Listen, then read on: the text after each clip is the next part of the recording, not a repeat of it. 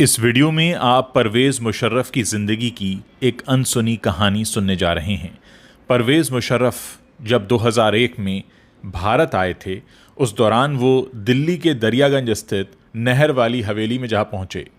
वहां पर वो करीब 20 मिनट रुके और कई बार भावुक हुए। दरअसल ये हवेली मुशर्रफ का पुश्तैनी घर था। आज़ादी के बाद मुशर्रफ का परिवार पाकिस्तान चला गया। दिल्ली के दरियागंज में बचपन गुजारने वाले मुशर्रफ का पाकिस्तान जाकर ताकतवर तानाशाह बनना और फिर अपने ही देश से भागकर दुबई में शरण लेना किसी फिल्मी कहानी से कम नहीं है। परवेज़ मुशर्रफ का जन्म 11 अगस्त 1943 को दिल्ली के दरियागंज इलाके के एक संपन्न परिवार में हुआ था। इसे दिल्ली का पुराना हिस्सा कहा जाता है। दादा टैक्स कलेक्टर थे, पिता भी ब्रिटिश हुकूमत में बड़े अफसर थे, माँ अलीगढ़ मुस्लिम यूनिवर्सिटी में पढ़ाती थीं।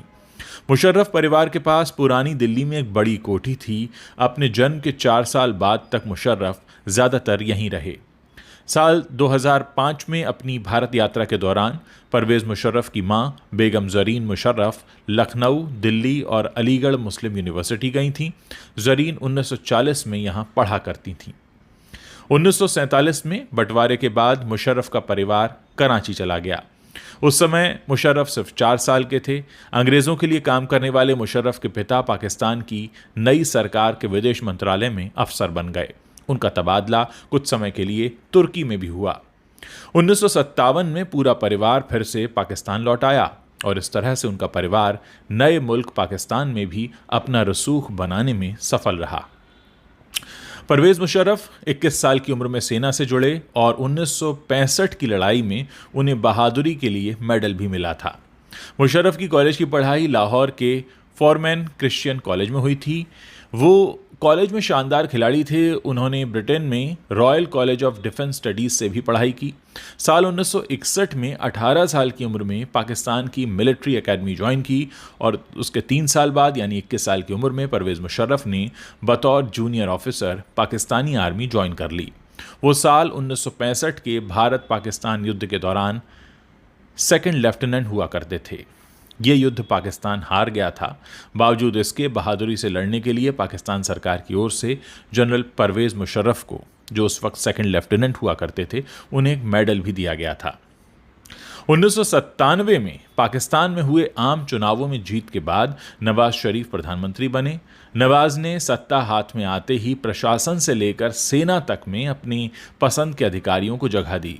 साल 1998 में जनरल परवेज़ मुशर्रफ को पाकिस्तान का चीफ ऑफ आर्मी स्टाफ बनाया गया। सेना की कमान हाथ में आते ही मुशर्रफ ने नवाज को बताए बिना ही करगिल युद्ध की प्लानिंग कर ली। इससे नाराज होकर नवाज ने पाकिस्तान को करगिल में मिली हार का जिम्मेदार मुशर्रफ को ठहराया। उन्होंने कहा कि मुशर्रफ के हाथ में आर्मी की कमान को सौंपना उनकी सबसे बड़ी गलती थी। मुशर्रफ और शरीफ के बीच तनातनी कम होने के बजाय बढ़ती रही। 11 अक्टूबर को मुशर्रफ को इस बात की जानकारी मिली कि जल्द ही उन्हें पद से हटाया जा सकता है। इसके बाद 12 अक्टूबर 1999 को मुशर्रफ श्रीलंका दौरे के लिए रवाना हुए। दूसरी ओर नवाज ने इंटेलिजेंस चीफ जनरल जियाउद्दीन के साथ मिलकर इस्लामाबाद में मुशर्रफ को हटाने के लिए गोपनीय बैठक की। मुशर्रफ को जैसे ही इसकी भनक लगी तो उन्होंने भरोसेमंद अधिकारियों जनरल अजीज खान, जनरल एहसान उल हक और जनरल महमूद को तख्ता पलट करने का आदेश दे दिया। इसके बाद नवाज शरीफ को मुशर्रफ के विमान का अपहरण करने और आतंकवाद फैलाने का आरोप लगाने के आरोप में गिरफ्तार कर लिया गया। बाद में उन्हें परिवार के 40 सदस्यों के साथ सऊदी अरब भेज दिया गया। अपनी जीवनी in the line of fire a memoir में जनरल मुशर्रफ ने लिखा कि उन्होंने करगिल पर कब्जा खाने की कसम खाई थी, लेकिन नवाज शरीफ की वजह से वो ऐसा नहीं कर पाए। फरवरी 1999 में भारतीय प्रधानमंत्री अटल बिहारी वाजपेयी ने बस से लाहौर की ऐतिहासिक यात्रा की थी। ये लाहौर में पाकिस्तानी प्रधानमंत्री नवाज शरीफ और वाजपेयी की मुलाकात दुनिया की सुर्खियां बनी थी। वाजपेयी की लाहौर बस यात्रा को भारत पाकिस्तान रिश्ते में एक अहम मोड़ माना जाता है, लेकिन इस बस यात्रा के महज 3 महीने बाद ही आतंकियों की आड़ में पाकिस्तानी सेना ने करगिल पर कब्जा करने की कोशिश की, जिसे भारतीय सेना ने मुंहतोड़ जवाब देते हुए नाकाम कर दिया। भारत पाकिस्तान के बीच 3 मई से 26 जुलाई 1999 तक चली करगिल लड़ाई का असली मास्टरमाइंड परवेज़ मुशर्रफ को ही माना जाता है।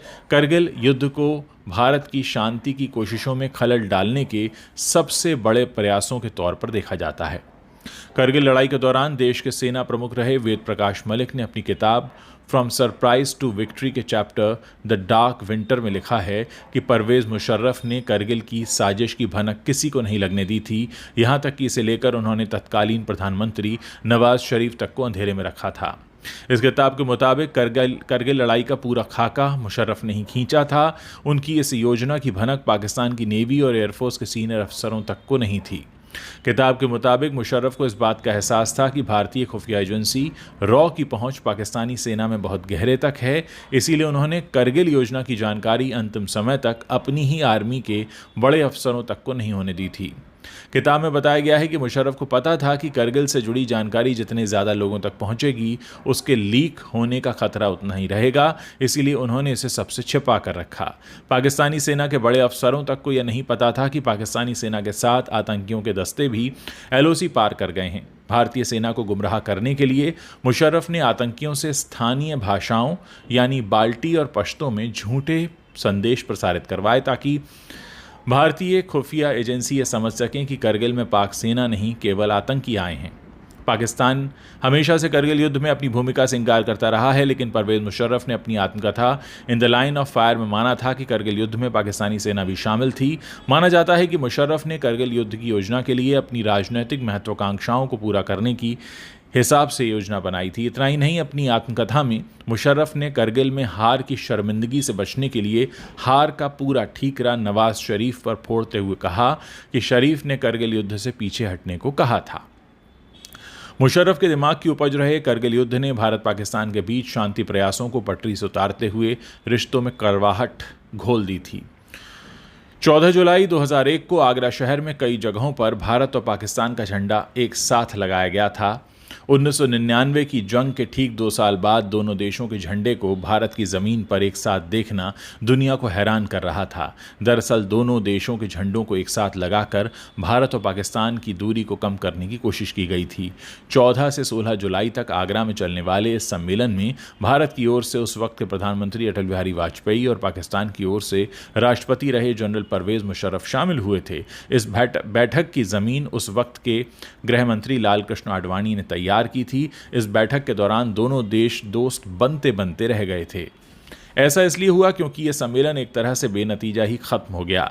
दरअसल आगरा सम्मेलन में फर्स्ट राउंड की बातचीत मुशर्रफ और आडवाणी के बीच होनी थी। इस बातचीत के दौरान आडवाणी और परवेज मुशर्रफ दोनों इस बात पर सहमत हो गए थे कि दोनों देशों में छिपे अपराधियों के खिलाफ कानूनी कार्रवाई की जाएगी।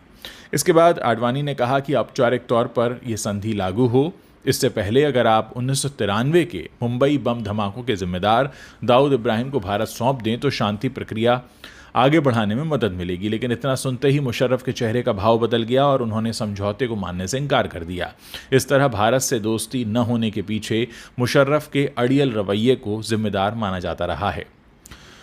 2019 में उन्हें कोर्ट ने मौत की सजा सुनाई और कहा कि पहले मौत हो जाए तो 3 दिन तक इस्लामाबाद के चौक पर लाश को लटकाया जाए। जी हां, परवेज मुशर्रफ को इस्लामाबाद की विशेष कोर्ट ने 2019 में संविधान बदलने के लिए देशद्रोह के मामले में मौत की सजा सुनाई थी। वो पहले ऐसे सैन्य शासक थे जिन्हें देश के अब तक के इतिहास में मौत की सजा सुनाई गई थी। कोर्ट ने करीब 167 पन्नों में विस्तार से अपना फैसला लिखा था। इस फैसले में कहा गया था कि अगर परवेज मुशर्रफ की मौत उनकी सजा से पहले हो जाती है तो घसीटते हुए उनकी लाश को इस्लामाबाद के डी चौक पर 3 दिन के लिए लटकाया जाए। 3 दिन तक लटकाए जाने के इस फैसले को बाद में लाहौर हाई कोर्ट ने रद्द कर दिया था, यानी उनकी मौत की सजा रद्द कर दी गई थी। बहरहाल अब परवेज मुशर्रफ नहीं हैं और परवेज मुशर्रफ के जाने के बाद आज हर कोई करगिल के उस युद्ध को याद कर रहा है और याद कर रहा है कि कैसे दिल्ली में जन्मा एक लड़का पाकिस्तान का तानाशाह बना और फिर उसने अपनी ही जन्मभूमि पर एक ऐसा अटैक प्लान किया जो कभी सक्सेसफुल तो नहीं हो पाया, लेकिन हाँ, उसके बाद उसे अपने ही देश में मौत की सज़ा सुनाई गई और फिर उसे अपने ही देश से मुँह छिपाकर भागना पड़ा और कई सालों तक दुबई में रहना पड़ा।